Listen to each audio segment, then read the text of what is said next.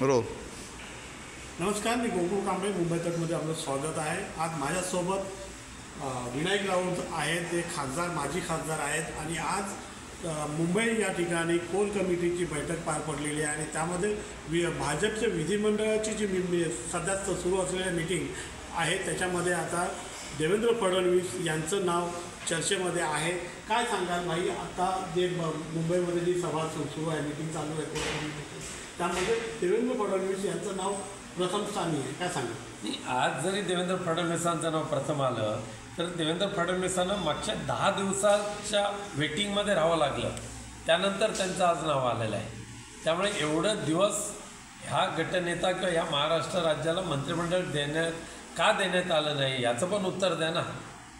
त्यामुळे देवेंद्र फडणवीसांना आत्ता मुख्यमंत्री करून एकनाथ शिंदेंचं विसर्जन त्यांना करायचं होतं, म्हणून हात केलेली चालढकल आहे. बरं, एवढा उशीर होण्यामागे नेमकं म्हणजे आत्तापर्यंत जेवढ्या प्रोसिजरप्रमाणे व्हायला सरकार स्थापन झालं पाहिजे होतं तसं होत नाही आहे, नेमकं काय? इथे जर आमच्या महाविकास आघाडीने बहुमत घेतलं असतं आणि त्यांनी जर एवढा वेळ घेतला असता तर आज महाराष्ट्रामध्ये राष्ट्रपती राजवट त्यांनी लागू केली असती. पण तसं न करता इथे काळजीवाह मुख्यमंत्री ठेवले आणि काळजी वाहणारे मुख्यमंत्री साताऱ्याच्या शेतात जाऊन गप्पा बसून राहिले. त्यामुळे केवळ आणि केवळ मिळालेलं जे मेजॉरिटी आहे आणि केंद्रातल्या सत्तेचा जो माज आलेला आहे त्याच्यातून महाराष्ट्राची वाताहत लावायला त्यांनी सुरुवात केली आहे. कुठेतरी असं वाटतं की राज्यपालांकडे अजून देखील पक्ष स्थापनेसाठी म्हणजे सरकार स्थापनेसाठी मागणी केलेली नाही, म्हणजे प्रस्ताव केलेला नाही. हे तर दुर्दैव आहे. अद्यापही मागणी केलेली नाही. ठीक आहे, आज करतील, उद्या शपथविधी घेतील. पण मला काळजी लागलेली आहे की लाडक्या बहिणीनं जो तात्पुरता आमिष दाखवलं होतं, प्रलोभन दाखवलं होतं आणि त्यांची मतं मिळवली होती, त्या लाडक्या बहिणींना येत्या 2 महिन्यानंतर जवळजवळ 50% लाडक्या बहिणींना त्या लाभापासून वंचित व्हावं लागणार.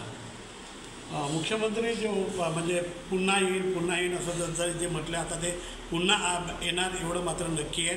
परंतु ज्या प्रमाणामध्ये ते पुन्हा आले त्याबद्दल काय सांगा? नाही, आले ते मेरिटवर आलेले नाही, ते घपला करून आलेले आहेत. EVMचा घपला हा त्यांच्या यशाचं गमक आहे. लाडक्या बहिणीच्या पदरा आडून EVMच्या मध्ये जो केलेला प्रचंड घोटाळा आहे, भ्रष्टाचार आहे, त्याच्यातून आणि पैशाची जबरदस्त उधळपट्टी आहे, त्याच्यातून त्यांनी मिळवलेला विजय लोकांच्या पसंतीचा हा विजय नाही आहे. एकनाथ शिंदेचा कुठेतरी राजकीय गेम होतोय का असं वाटतं? 100% गेम. विसर्जन तर करणारच नाही. बरं, OBC जे मतदार आहेत त्यांच्यावरती कुठेतरी अन्याय होतोय असं वाटतं?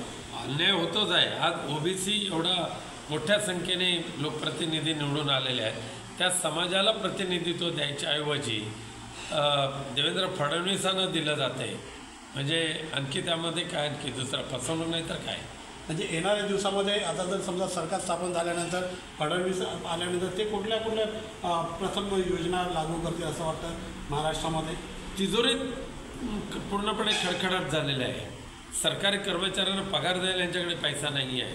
अनेक ठेकेदारांनी जे कामं केलेले आहेत त्या ठेकेदारांना पैसा द्यायला यांच्याकडे नाही आहे.